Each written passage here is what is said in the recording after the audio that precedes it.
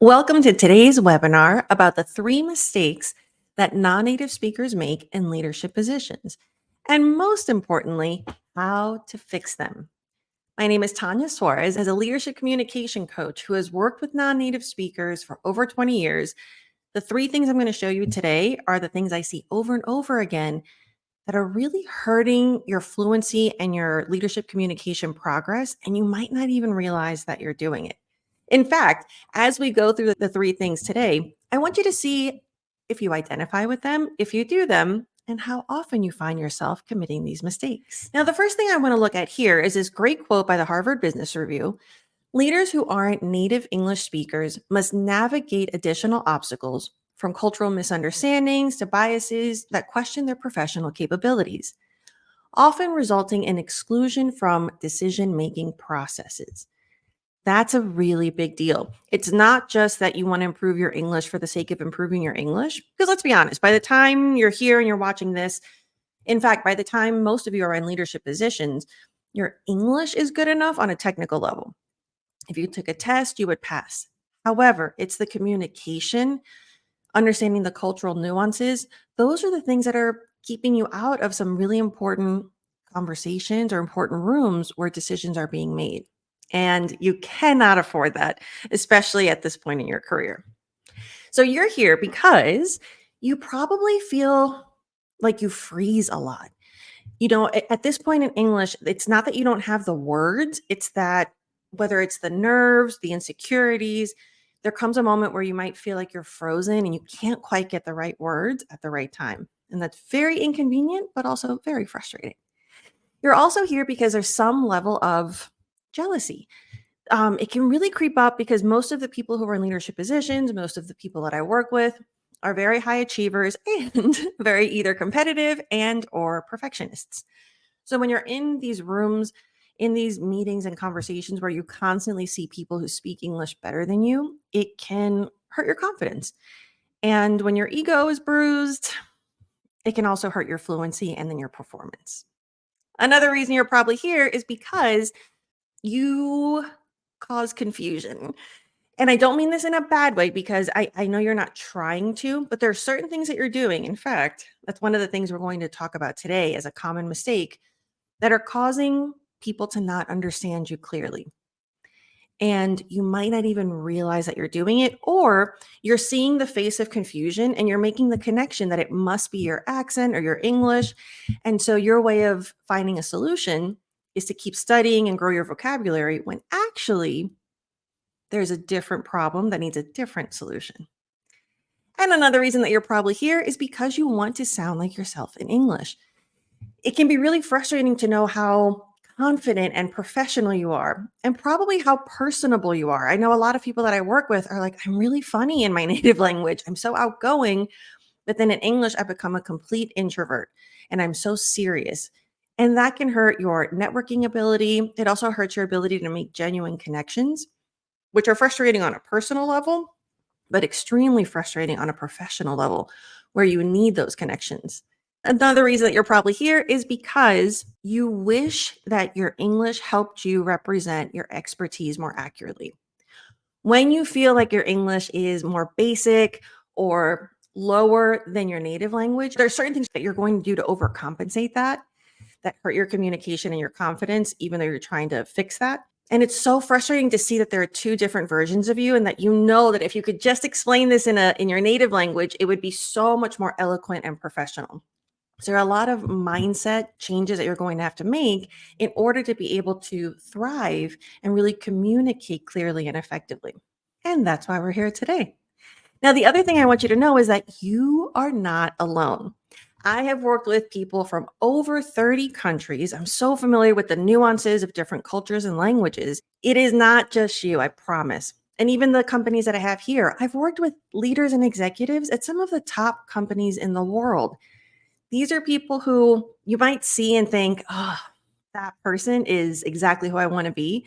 And you don't even realize how many insecurities and how much training they've had to do in order to be that confident, successful self. So you're not alone. And that means if you're not alone, other people have had the same problems you've had, which means that there are solutions for you. So, back to the topic at hand. Today, we're going to talk about the three mistakes that non native speakers make in leadership positions, and most importantly, how to fix them. The first thing we're going to do is talk about confidence. So, the first mistake has to do with this, which, as you see here, is one of the pillars of my leadership communication accelerator, which I'll tell you more about at the end of the webinar. But this is something that is a really important foundation for your communication in English. And today we're going to talk about a specific mistake. The thing I see most people think erroneously, meaning it's a mistake, is that you think your problem is your pronunciation or your accent. So I get a lot of people that come to me thinking, I need you to help me with my accent. I need you to help me with fluency because people don't understand me. That might be a fraction of the problem. At this point in your career, it's probably not the main. I mean, I'm telling you right now, it's not the main problem. But when that's the thing that sets you apart, the thing that makes you different, I understand why you think that's a problem. And in fact, I've had people who come to me telling me that that their managers or that their directors have told them that they need to work on their pronunciation, and so they send them to me. But that's because as a non-native speaker who's not an educator, who's not a coach, I understand why they also think that's the problem. However, you want to focus on something slightly different than your pronunciation. And in fact, here, I just want you to see how important it is with the training that I do. Here, this client of mine who came to me, it was so rewarding because by the end of our training, he was able to really own his accent. So if you feel insecure, some of you might feel ashamed. You know, we've all had different experiences of whether we're judged or discriminated against. So if this is a point of insecurity, my goal is that you feel confident about your accent. Your accent does not hurt you or hurt your chances. It's your clarity, communication, and confidence. So that's very important for you to absorb. Now, with this mistake of thinking that it's your pronunciation, the problems that are actually happening is that you speak too fast.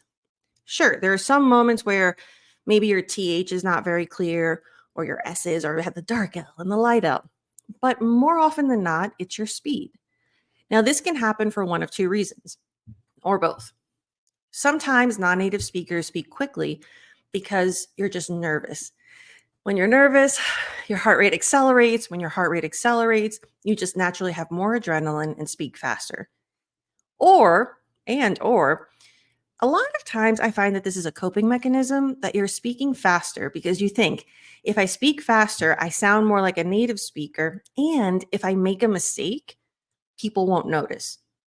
Unfortunately, maybe they don't notice the mistake that you think that they might notice, but it doesn't help them understand you, and that can cause some pretty significant problems. So the solution to that problem is to breathe more. Now, this is strategic, and I spoke about this in the webinar last week. It's about when and how you breathe. The way that you breathe also impacts your intonation, your rhythm. And so this is really helpful to get more comfortable with the American emphasis and intonation. I would recommend, at least to begin with, the first thing I want you to do is observe how often you breathe.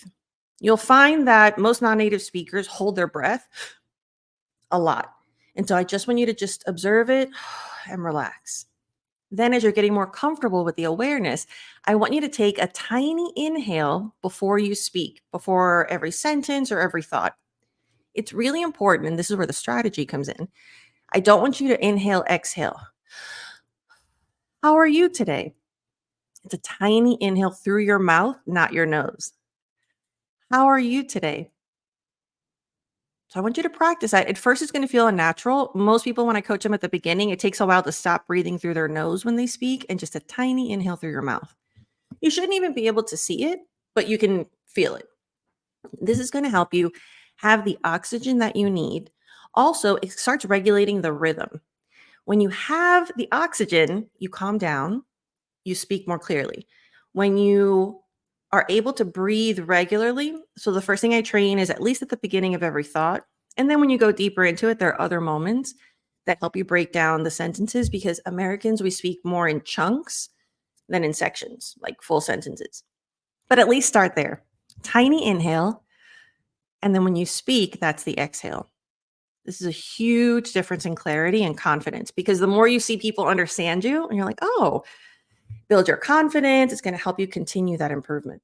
Now, another problem that's actually happening is that you're keeping your mouth small. And what I mean by this is some of this has to do with your native language. When you're used to speaking from a part here, but then you start speaking like this in English, it becomes really difficult for people to like really understand you. And then when you start going, so having your mouth small, it makes it sound kind of muffled. It also, you have a tendency to fall back to old pronunciation patterns when your mouth is that small.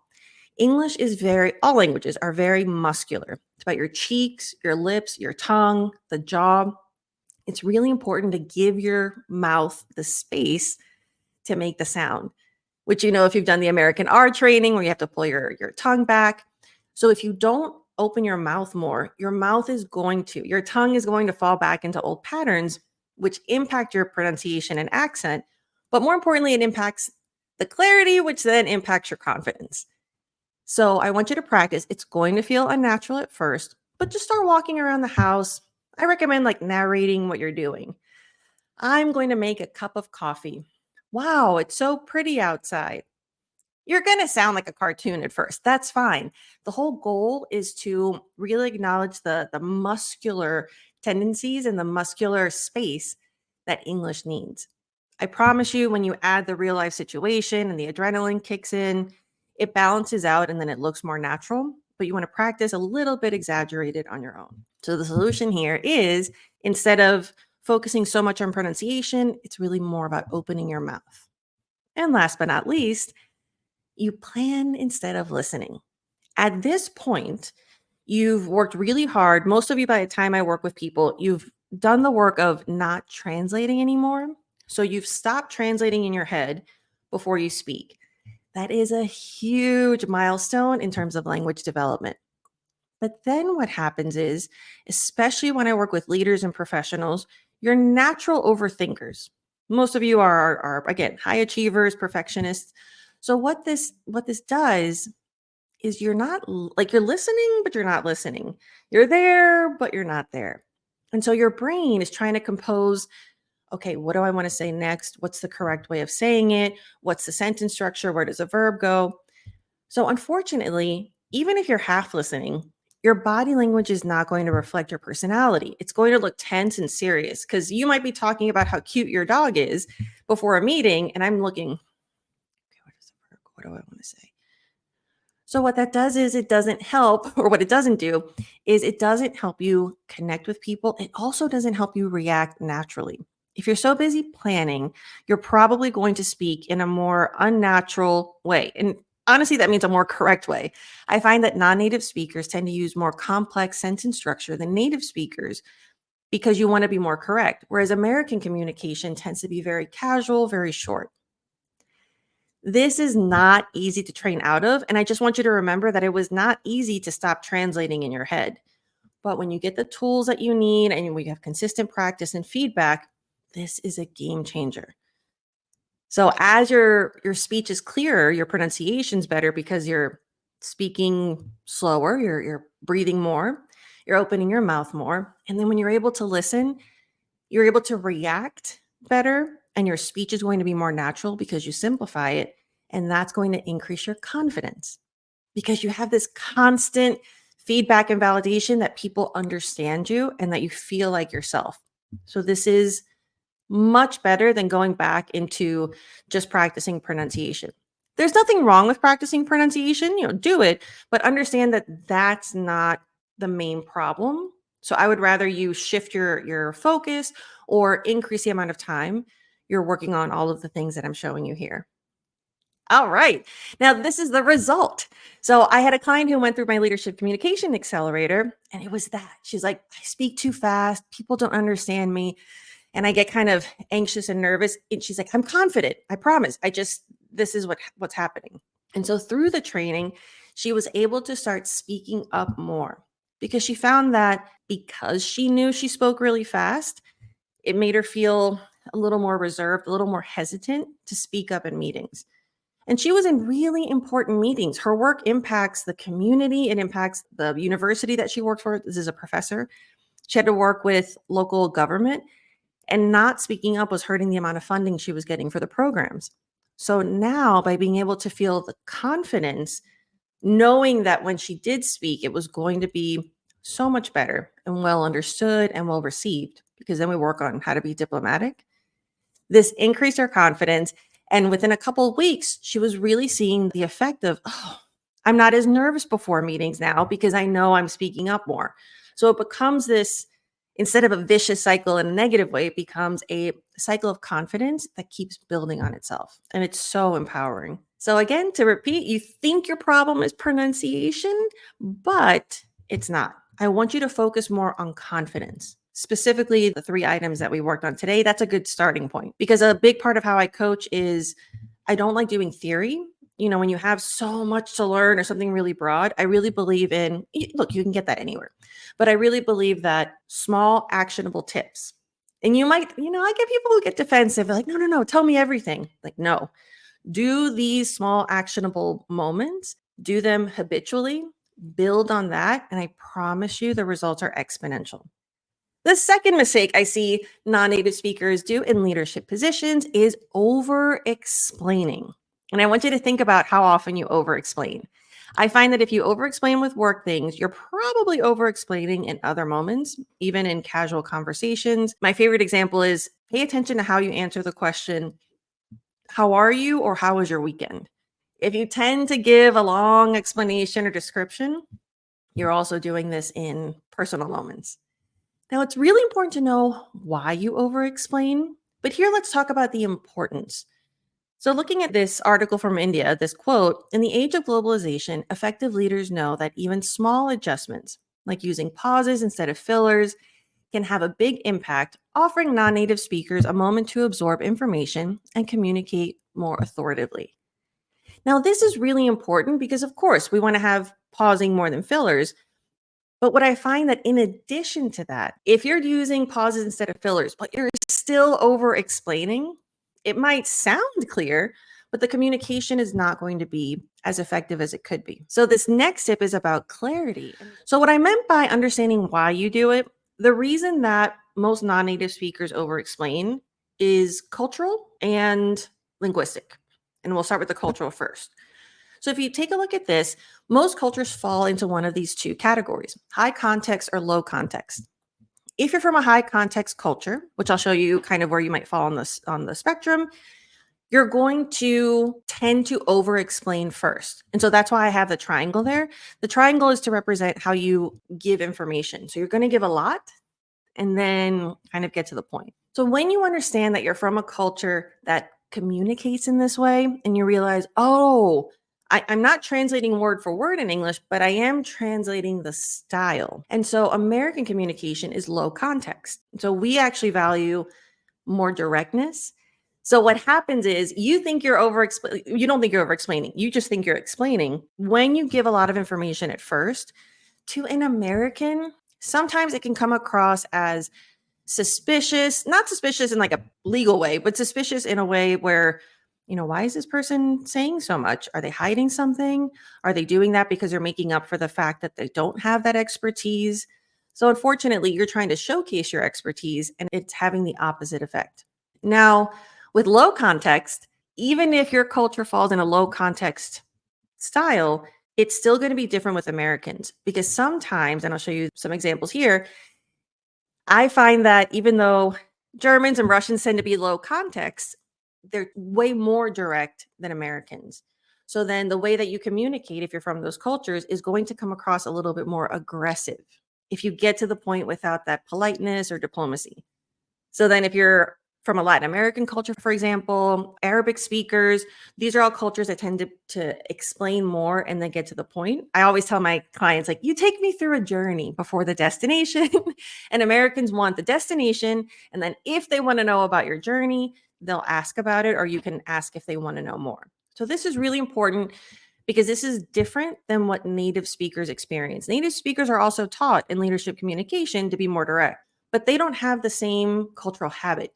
You have a habit that's ingrained in you from birth that you're not changing your native language communication, but it is about, wow, okay, I've been doing this for decades. Now I need to adapt and really understand and practice, practice, practice, because understanding it is very different than in the moment when you have all these eyes on you expecting an explanation and being able to process that and say that with confidence. So, what I teach in the program is a visual. I usually recommend draw a triangle on a little piece of paper, on a post it, keep it by your computer. This is a reminder to get to the point politely. You'll notice here I put politely in parentheses. That's for my people who are from a low context culture, but you're a little too direct. So, with Americans, being polite is very important because the whole point, it's not to, I'm going to pause here. A lot of times when we get to this point in the program, some people get a little defensive of like, no, I don't want to adapt to the American way. Like I am who I am. And I like to remind them we adapt our language all the time.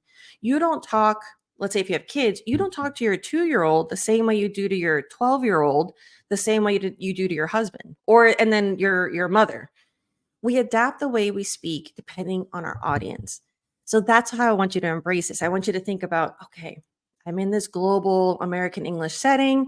By adapting to my audience, I'm able to have more productive conversations. Because if you spoke to your husband or your wife like you did to your 2-year-old, you know that would not go over well. And it doesn't matter if you're like, well, that's who I am. No, you can be authentic to yourself and adapt to your audience. It's part of the beauty of communication. So if you do feel a little bit of defensiveness, I understand where it's coming from, but this is where the mindset shift is really important. And that's a big part of my coaching is understanding where your mindset is now and then adapting it to a way that allows you to communicate most effectively. Now, when you are in a regular program, when I say regular, I mean just a generic leadership communication program, that's kind of where it stops. But the reason I did this program is when it comes to non-native speakers, there's another layer to it. I can tell you get to the point and you can understand it, but when it comes to actually practicing, the word choice to be able to redirect is where the challenge is. So another part of the coaching is understanding what language to use. So here, and look, we're all human. You're going to over explain at some point. It's not about never doing it.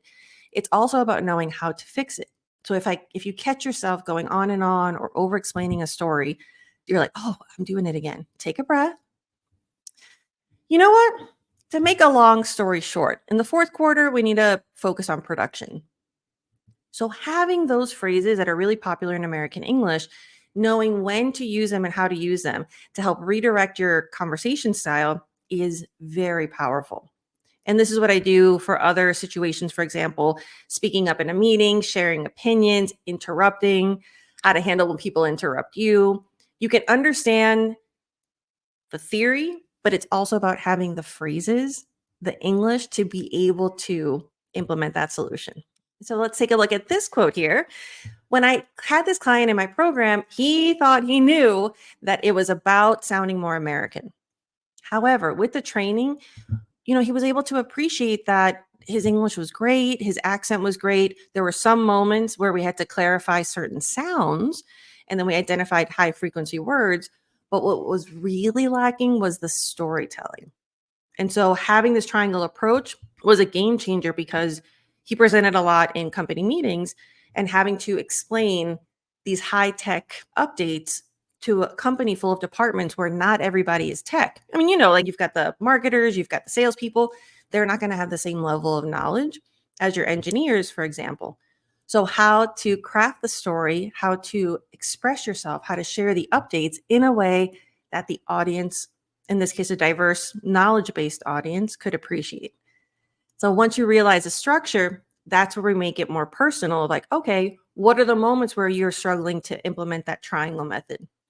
And then, in addition to that, okay, now that you're direct, how do we make it engaging? How can you be direct and diplomatic? So it's really multi-layered, but this gives you a good place to start. So if you find yourself over explaining, take a deep breath, and now get to the point. Start with the most important thing. This happens a lot where people will not answer directly. Whenever I work with Brazilians, I love you all, but something that's very characteristic of the way you communicate, if someone asks you a question, you go off on all these stories and you never actually answer the question. And so what I like to remind you is this kind of thought process. You're like, okay, Be direct. Answer the question first and then share your stories and the details. Now, the third mistake I see people make in leadership positions is that you avoid small talk and networking. This is very common. Even native speakers, you'll hear a lot of native speakers say that they hate small talk. And the reason is it can feel disingenuous, it can feel superficial. For non native speakers, it's even more than that because not only are you struggling to figure out, okay, what topics are appropriate, then it's the pressure of how do I start the conversation? What do Americans appreciate? I have certain people, for example, going back to Brazilians, who are so open that when they start a conversation, they offer too much personal information, and that can feel odd to an American. I have other cultures who are super, super direct and short. And to an American, that can feel aggressive or like they'll think you don't like them. So, this is really important for not only working on small talk, but again, realizing what is it about your cultural communication from your native language that's impacting your communication in English? And then how can we adapt that? And then work on the phrases and the strategy and the appropriate topics, for example. And for me, it's something that I love with small talk is you can learn superficial small talk on any YouTube channel, and that's great. Like those are basic. How's the weather? Da da da. So with this program, because it's also leadership and you're making high-end connections and increasing your network, it's how to go from that superficial small talk and quickly, organically go a little deeper. Because the more you connect on a more personal level, the more authentic it'll feel, the more authentic it'll be. And then the follow up, which is the other part of the strategy, how do you use small talk to then follow up and build on that and really build a relationship? It feels really good. It's not as boring either. So you start looking forward to it. So let's take a look at the consequence if you don't. If you're so afraid of small talk or you quote unquote dislike it, here non native speakers often find themselves isolated from both social and professional conversations, impacting their ability to collaborate and participate fully. This is really important. As you can see here in the second part of this isolation can lead to reduced job satisfaction and diminished productivity due to the need for extra time to clarify instructions or resolve misunderstandings. This is so true. I worked with a client who she was in a C-suite position, and then when her company merged with a global company, they had to switch everything over to English. And the amount of anxiety it caused, the pain, just like the a job that was really fulfilling for her became a huge source of anxiety and something that was making her rethink her career and her work. So this is really important because the more that you are able to connect with people, the more fulfilling work will be. And then from a career standpoint, the more opportunities that you'll have. So this is all about connection. This is why it's such a big component of my program because it's not just English. English is great, but until you learn how to connect and how to really communicate, that's when you start having not only more fun, but more results and more progress. So now what do you do? Of course, I can tell you, sure, just stop being afraid of small talk, but let's really strategize. So, actionable tips for today. I want you to prepare 3 personal stories. This is something that I do in my program, and then I help my clients edit them and make sure that they sound really concise. And this sounds obvious. You're like, I can talk about personal things. I promise you, you have room for improvement. So, think about questions that you're normally asked. And if you haven't engaged in small talk conversations yet, think about maybe what people ask you in your native language or topics that tend to come up. If it's work, you've overheard your colleagues talk. If it's conferences, people are going to talk about, let's say, the industry. Here, you want to do 3 personal stories. For example, how do you make an industry related conference and then take it personally? Maybe you want to prepare how you got into this job, how you got into this industry. Other great stories, if you're married or if you have a significant other, how did you meet? That was one of the stories that I worked with one of my clients. I was like, great, tell me how you met your wife. It was a disaster. And not a disaster. I'm laughing because it was so great when he realized what was happening. He's like, oh, this is so easy. But then when he was hearing himself and I gave him feedback and I'm like, you just told me the whole history of your life to tell me how you met your wife. And so he was able to laugh and think, oh, that's why people look at me that way. Because he realized that when he had said that in the past, people seemed a little disinterested or weren't reacting like he thought they should or would. And it's because the story took so long and had so many irrelevant details. So we were able to make it super concise and then practice like what to ask next. So you can practice how did you meet your significant other? You can practice how'd you get into the industry? You can practice what was it like moving to the US if you happen to have moved, what it's like living or growing up in your home country. You want to think about what people are going to ask. If you have a strong accent, they'll probably say, "Oh, where are you from?" Pick a personal story there. And that's going to help you feel confident bringing it up because we typically talk about the same things when we meet new people. So then you've got your base and you'll feel that you can bring something up confidently and then ask a question about the other person. Another thing you can do is ask simple questions. Now, the reason I bring this up and the reason I specify simple is because I find that once you do open up, then the nerves hit again. So now you've gone from hating small talk to being curious. And now you're like, okay, maybe I can do this. And then you're getting a little excited or nervous. And you end up asking like 5 questions at once. And that's really overwhelming. The rhythm of American conversation is like tennis, it's short, back and forth. So you're never going to go and give a full dialogue or monologue, rather, and then expect someone to interrupt you. That's something else that's cultural. There are a lot of cultures where everyone kind of talks over each other and you just keep going until you're interrupted. American culture is different. They very much wait until you pause and ask a question. So you want to keep that rhythm going. Simple question, keep it to one. So if someone's talking about, let's say they say, "Oh, I'm from New York."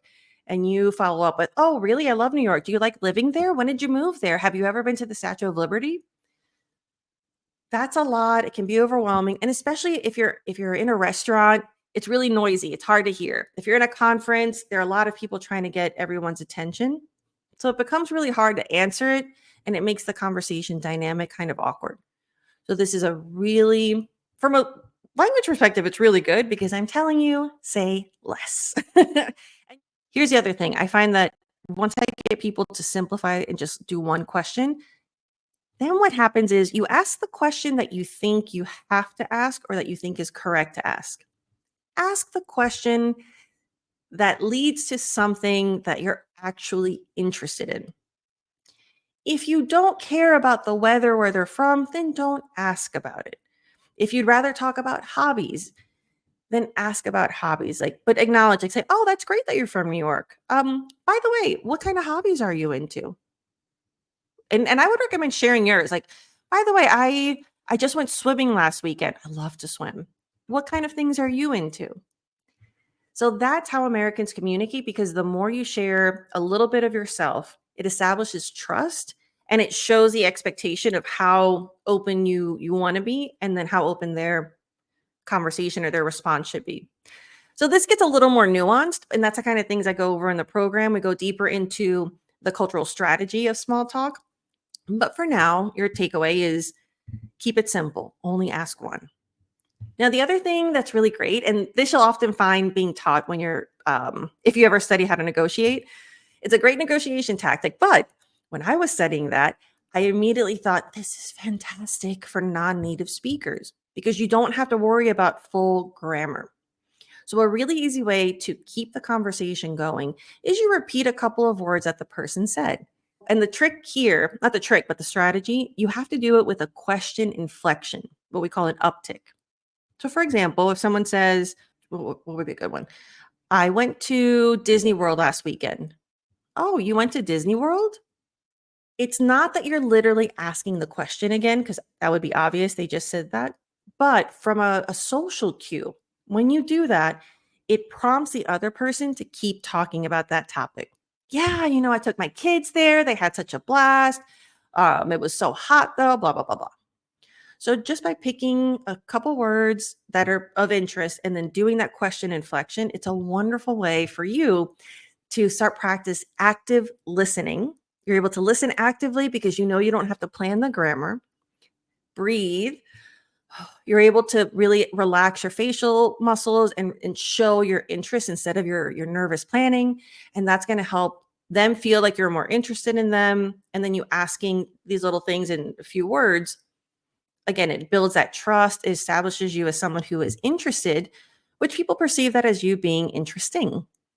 Just a great way to build that executive presence, but also build your authentic personality.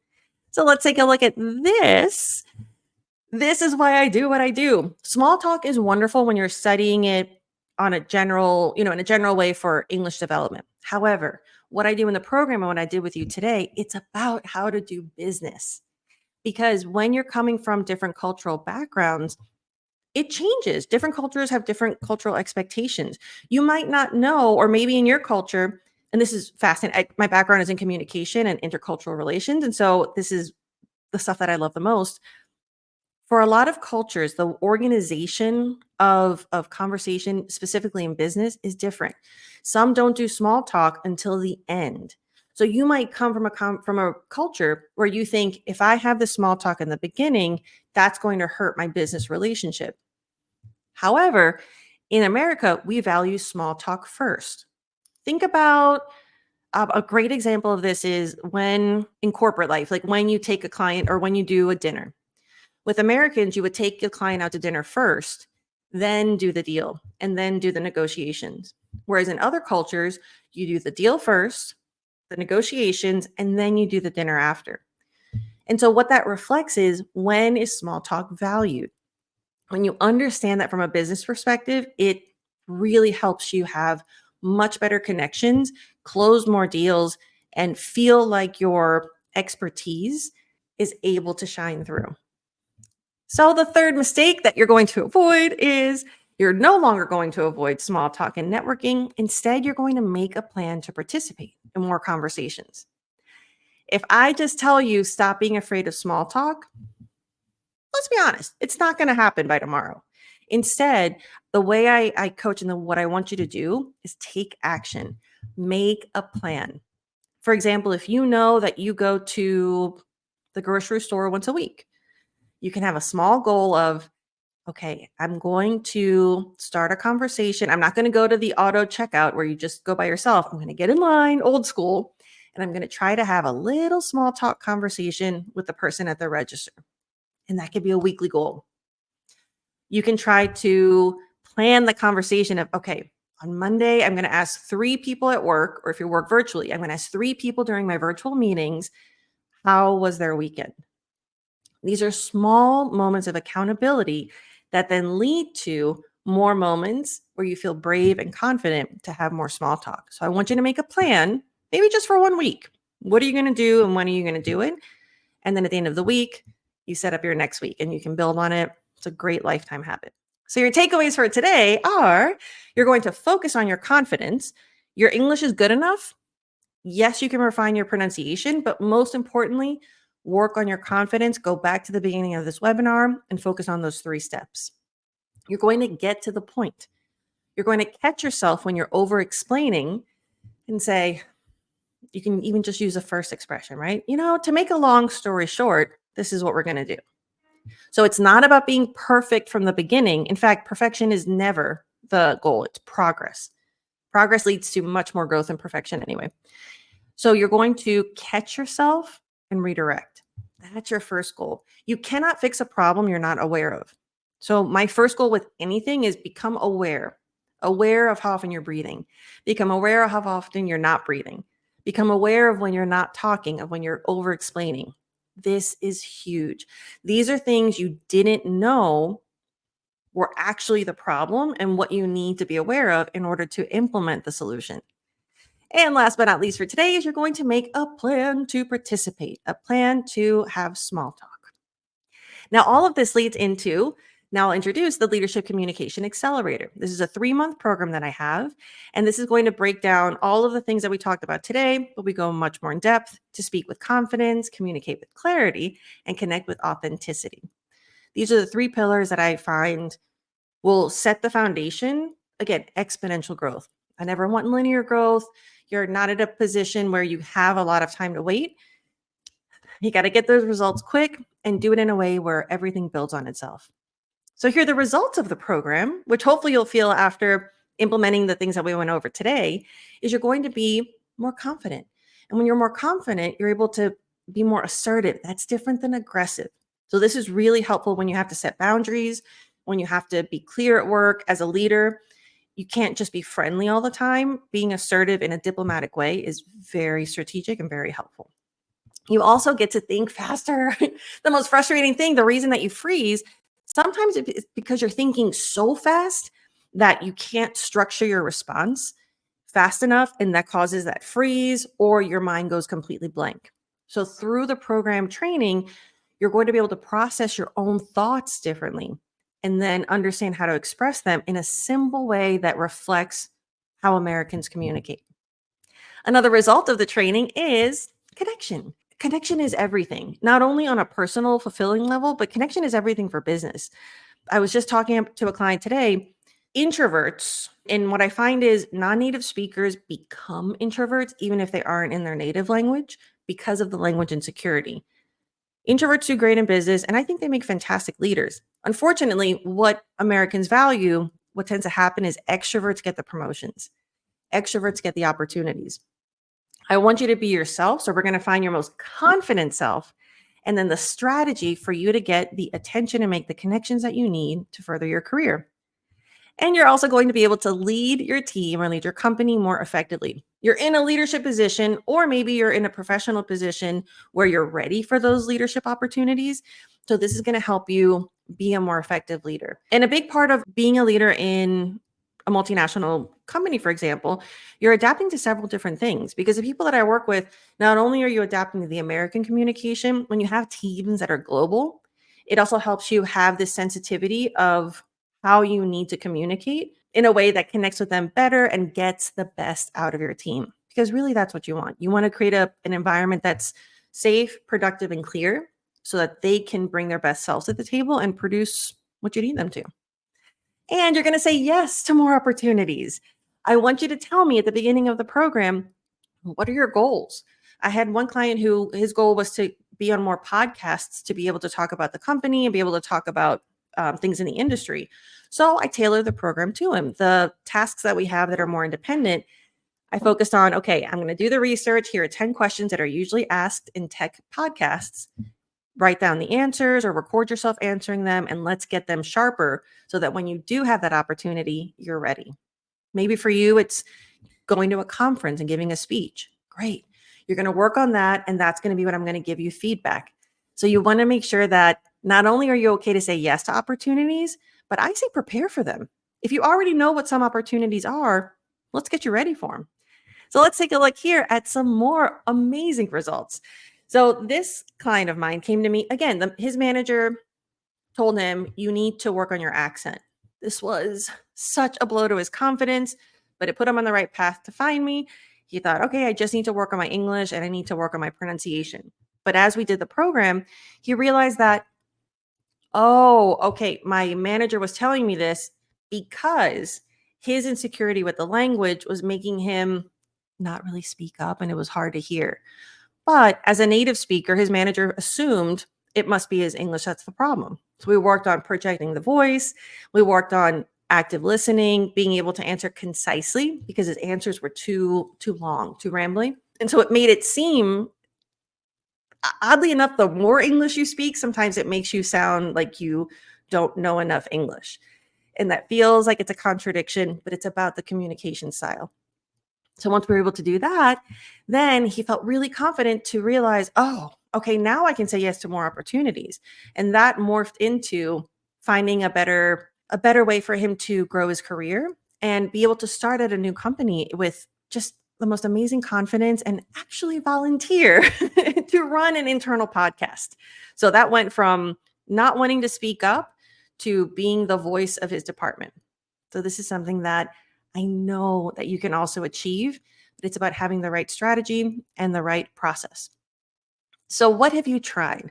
Maybe you've tried courses, books, and programs that have helped. Everything helps in a certain way, but it hasn't pushed you enough. And what I find with books, for example, that's a lot more passive learning. So, you're gaining a lot of knowledge. That's wonderful, but you don't have the space to safely practice and get feedback. With courses and programs, maybe you've tried more English teachers or English programs, and those are great, but it didn't push you enough in terms of being able to speak up in meetings. Because I've had people tell me, I took this English course, but I still got nervous when it came to presentations. It's like, well, those are two separate skills. It's helpful, but presenting is a very different skill. Not only is it public speaking, but you also have the strategy of how to present information, how to make it concise, how to have retention. It's a whole science to it, and it's amazing, but you're not going to get that from an English only course. So then you want to think about, okay, I've spent all that money on this. This is going to be another investment. So I like to really put it into perspective of what is it costing you if you don't. So it's okay. I understand that this is an investment, maybe for now, maybe for later, but I still want you to really observe, okay, what is this doing to my quality of life that could be fixable with this investment? Your mental health. When I tell you the level of anxiety that the leaders that I coach feel, the way that they know that if they have a meeting with the executive board, or if they have to present at a meeting the next day, they are super anxious 48 hours before. That spikes your cortisol, your adrenaline. Your sleep is affected. When your sleep is affected, it becomes a lot harder to think of the right word. So when it comes to like the cognitive process, when you're not rested, you're going to go more into fight or flight mode when you're in that adrenaline moment, and you're not going to be able to have the recall to communicate and express yourself smoothly. So these are all things that are really important to consider, that when you're just studying English, you don't, because you're trying to learn verbs and grammar and phrasal verbs, and that's wonderful. But what you need at the leadership level is much more nuanced. Effective leadership. This is where the cost really shines through. When you're not an effective leader, you could be costing your company millions of dollars, because usually I work with companies who are multinational and you have a lot on the line. The contracts that are on the line, the presentations that I coach are usually $10 to $50 million contracts. If you don't have that small talk that's really effective at the beginning, if you don't establish that trust with the client, if you don't present in a way that hooks them, that really allows them to feel that you are the person to trust for that service, you know, investing in a tiny course is nothing compared to what you could potentially lose. So you want to think about, what are the moments where your insecurity or your lack of English communication is hurting your leadership, and then you can probably put a dollar sign to how much it's costing you in terms of the profession. And it's astounding. And then career growth. Every time you say no to an opportunity, that hurts your career growth. And like I said before, once you've climbed the corporate ladder, by the time you're getting to the top, people that talk more and do it effectively, the people that get more attention are the people that get more opportunities. Whether that's right or wrong, I understand we like to think we're in a meritocracy, but the reality is that. And so this is something that you can have. So we can figure out how to get you into the conference circuit. We can figure out how to be more engaging in bigger presentations. Go represent your company at the headquarters, not just in your city. So this is where you make those connections. Go to more conferences just to attend, but you want to talk to more people, how to connect with them on LinkedIn. Something that is a shift. A lot of countries don't use LinkedIn as much as Americans do. So being able to understand how to use that to grow your virtual and global network is a wonderful strategy as well. So what we do in the program is we have a multifaceted approach. It includes, if you do the executive program, I have group and executive, you would get the one-on-one coaching. The group program is fantastic, where you not only get to meet peers, but it's a collective learning process that's very efficient. You also have a bespoke learning where we talk about your goals and make sure that all of the activities that we do support your goals and your needs. So it's not just a generic theoretical program, it's more about actionable takeaways. So this is something that will help you really feel that those 3 months, you're getting support all over. Parts of the program are flexible, so they can be done whenever works for you, because real life is busy, and that's going to help you get even more out of it. So let's talk about who this is not for. This program is not for everyone. I will admit it. Number one, I don't take everyone. You have to apply first. And then if you're selected, you make it through the program. So I want to make sure that you self-eliminate if this is not for you. If you just want to learn and you don't want to implement, and this is something you have to be very self-aware about. A lot of people just love learning. You just want to get the certificate. You want to prove that you did X program. That's fine, but this is not the best investment for that. This is really about learning and implementing. It's all about you talking more, you getting more direct feedback, and then doing it again and again. If you don't want personal, actionable feedback, this is very important. A lot of people just like to, again, learn, you want to do, you want to get it done. The difference with this program is it's very personal. I'm going to have you send me your presentations, you send me a recording of you in meetings so I can really see what you're doing and then help you do it better. If that might be too fragile for the ego or you don't want that kind of very specific feedback, that's okay. You know yourself better than anybody else. This is not the program for you. What I do is very much break it down so you can build it back up. And this is not for you if you're too busy. This is really a time commitment. As you saw before, a lot of it is designed to be flexible. So maybe you want to work on it 20 minutes a day. Maybe you just want to do it on the weekends, depending on how your schedule is. But be realistic. If you have other priorities, or if you know that you're burnt out at work, and no matter how great the program is, you just would rather watch a movie or scroll on TikTok, that's fine. I'm not criticizing, but be aware that maybe this is not the moment for you. So this is for you if you're ready. If you're ready. A big part of the program is I want you to actually be confident, but this is also about looking and sounding confident even if you don't feel it.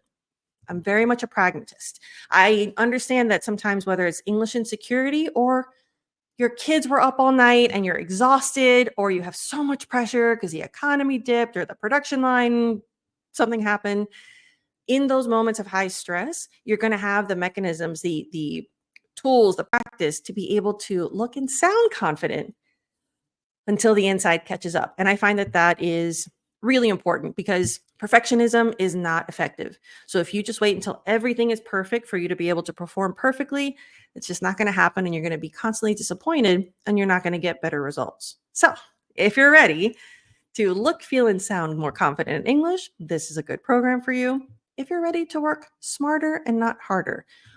What I mean by that, I find that most people that are attracted to this program are used to doing a lot all the time. For the 3 months that I have you for this intensive program, I don't want you to use any other resource. It's about working smarter, not harder. I had a client ask me, okay, I'm going to do all the program things. Should I also watch your other YouTube videos or do this or do that? I said, no, I love my YouTube channel, but this is not the time. For these 3 months, just do the program videos, the training, the coaching, and then I'll give you specific resources to do. Because when you do it smarter, you're going to get better results that you're able to then grow after the program. So if you're willing to just trust the process and not overdo it, this is a program and the moment for you. And if you want results faster. So again, this is a 3-month program. I could have spread it out over the year, but 3 months is where I find you get significant results. You create the habits. A big part of this program is creating habits in terms of growth and improvement that you can do after. And then if you want to continue with one-on-one coaching, we can. But in those 3 months, you're going to learn what you need to take your leadership communication to the next level. So if all of that sounds like what you're ready for, go ahead and apply at tanyasuarez.com/leadership. The next program opens on November 19th. If you can get in and get the application call soon, you qualify for a bonus one-on-one coaching session before the 19th. So make sure you get the application call in, and I hope to see you in the program.